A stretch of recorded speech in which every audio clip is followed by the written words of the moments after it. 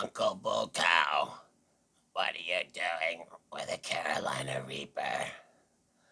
I thought you don't like Carolina Reapers, Uncle Bull Cow. Well, I don't. But this is not a Carolina Reaper. It's a Yellow Reaper, my friend. Welcome back to another edition of Waking Up with the Bull. Breakfast with the Bull in the morning and 98.3 on your FM dial, WBULL Radio.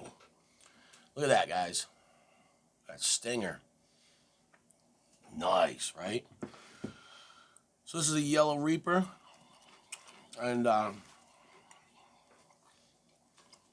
one of my top 10 favorite peppers. This goes in two of my sauces. Sometimes more if I make a specialty sauce, but this goes in the pineapple sauce and the yellow mash. So here we go.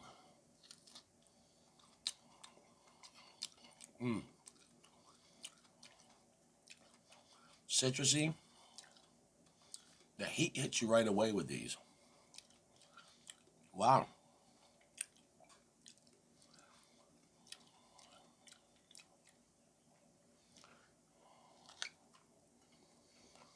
Look at that. All bunched up in there. Just, wow. Super juicy. Whew. Good heat.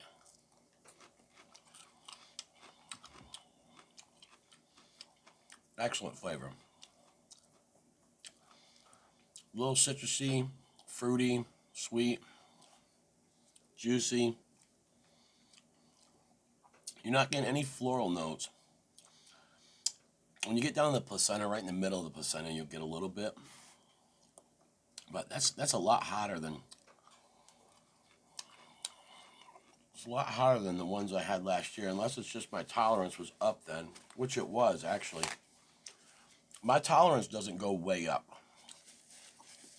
Trust me. But it goes up a little bit.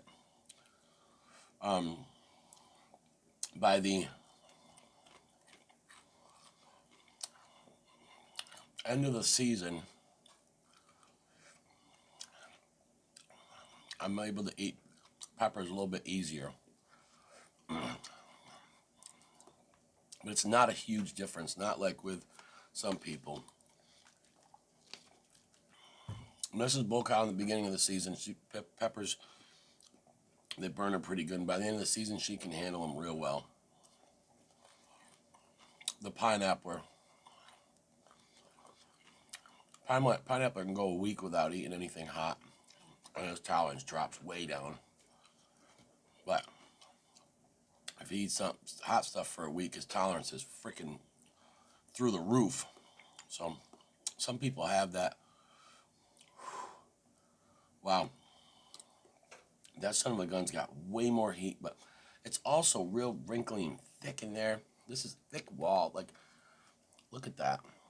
That's just thick. I mean, this is just a real good Yellow Reaper. Get down that placenta a little bit. Ooh. So, got a big old box of those from a excellent grower last year. Large flat rate box. I think it was about 6 pounds. Man, that was such a blessing. So, both my growing partners have these growing. And the guy I got some from last year said he's growing them again. Which I'll get some from him also. Yeah, man. I'm kind of a pepper hoarder. Like, people last year were like, oh my gosh, am I out of Monster Mash here? Whew, almost. I don't know how I'm gonna eat my breakfast without Monster Mash. Ooh, it's hot. But I'm willing to part with some peppers this year. I had people ask me, like, were you selling pods last year? I said, absolutely not. I didn't, my personal grow wasn't as big, and neither was my growing partner. He didn't have as much variety. He was able to supply me, with about 5 pounds a week at one point. But I need more, more, more. We're the rebel, yeah. I want more, more, more, more, more, more. I freeze about 50 pounds of peppers to get me through the winter. You know how a squirrel does. Squirrels get the acorns and they put them away. Yeah, I'm smart about it. A lot of people in the pepper world will buy pods. They'll make sauces. Now, I need fresh peppers to make fermented sauces. So I can't make fermented sauces with frozen peppers. So when that pod season gets rolling, I'm a rolling. I mean, it's a lot of work picking peppers, plucking stems off, cutting them in half, brining them if that's how I'm doing, making a mash for the bag ferments, then making a mash out of the brine, and then making sauces out of that however long later, bottling it up. But if you're smart, you can figure out how to do it. I was able to get through.